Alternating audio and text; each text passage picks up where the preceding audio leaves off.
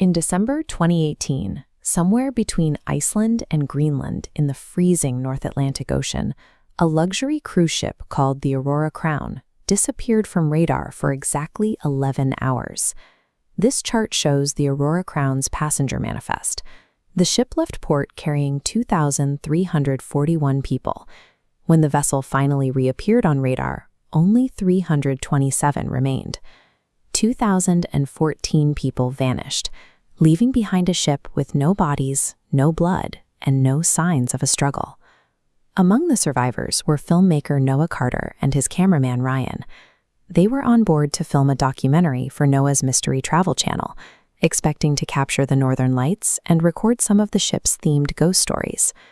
Official government reports blamed the 11-hour blackout on a violent winter storm and satellite failure.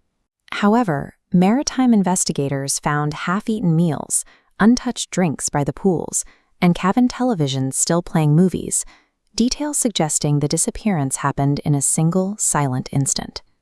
The first sign of trouble appeared at 1:13 a.m. on the fourth night. Noah and Ryan were on the observation deck when they spotted a massive vessel drifting through the fog. It carried no lights, no radar signature, and moved without the sound of an engine. Ryan zoomed his camera in, catching a glimpse of the distant deck through heavy digital static. Hundreds of figures stood along the railing. They were perfectly motionless, staring directly at the Aurora Crown. The sighting matched an old sailor's legend often told by the crew, a story called The Last Crossing, about a silent ship that appears during storms to claim anyone who watches it for too long. At 3:09 a.m., the Aurora Crown's engines died. The constant hum of the ship vanished, replaced by an absolute silence that many survivors later described as the most terrifying part of the night.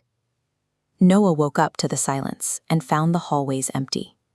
When he checked Ryan's cabin, he found the bed untouched and the camera equipment missing. Noah encountered a crew member standing rigidly in a flickering hallway. He turned his head slowly, looking at Noah with blank eyes. His skin was pale, his hair soaking wet, and he whispered that passengers were requested to stay inside for the crossing. On the observation deck, the dark ship had pulled directly alongside the Aurora Crown. Through the mist, its name became visible: the Morning Star. Panic broke out as passengers began identifying their own deceased relatives among the motionless figures standing on the other ship's deck. Security footage recovered after the event showed people walking into elevators to join these figures. When the doors opened again, the cars were empty.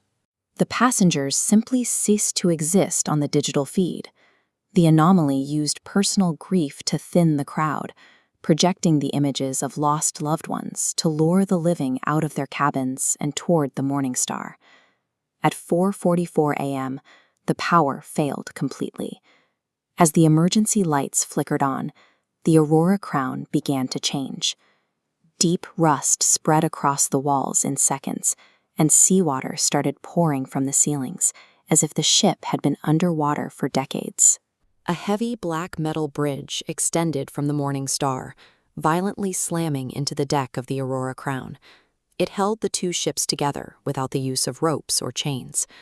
Figures dressed in antique cruise uniforms and heavy wool coats from the 1950s stepped across the bridge.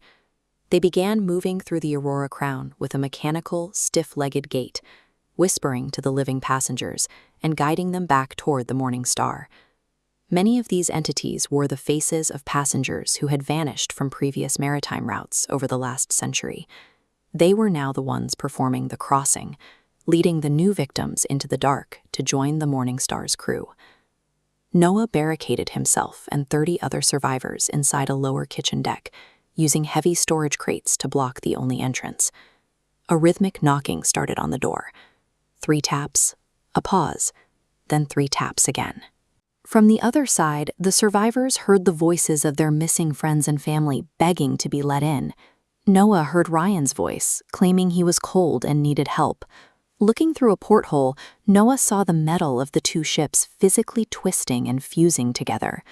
The modern steel of the Aurora Crown was being absorbed into the rusted hull of the Morning Star. Survival depended on a single, agonizing choice. The 30 people inside had to sit in silence and ignore the voices of the people they loved most, as they pleaded for entry just inches away. At sunrise, the ship's alarms erupted. The engines restarted with a violent jolt, and the Aurora Crown lurched forward, breaking away from the fog and the second vessel. Before the Morning Star vanished into the mist, Noah saw a thin figure in a captain's uniform standing on its deck. The figure watched the Aurora Crown escape until the ship and its captain both dissolved into the morning vapor. By the time the sun was fully up, the Aurora Crown had returned to its pristine condition.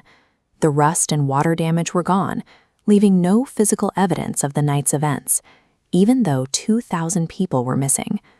The ship was physically perfect, yet its manifest was devastated. The absence of any structural damage or signs of a struggle made the official mass panic explanation almost impossible to believe. Investigators eventually closed the case, officially citing weather-induced trauma and psychological distress among the survivors. Noah's testimony was excluded from the public record. 2 years later, a wet, weathered envelope arrived at Noah's house. Inside was a piece of maritime documentation that should have been lost in the North Atlantic. It was a boarding pass for the Morning Star. Departure time, 1:13 a.m. Across the back, a handwritten note read, "Ryan saved your seat." The ticket arrived at Noah's home, hundreds of miles from the ocean. It suggests that while the Aurora Crown returned to port, the connection to the Morning Star remains. For Noah, the crossing hasn't ended, it's just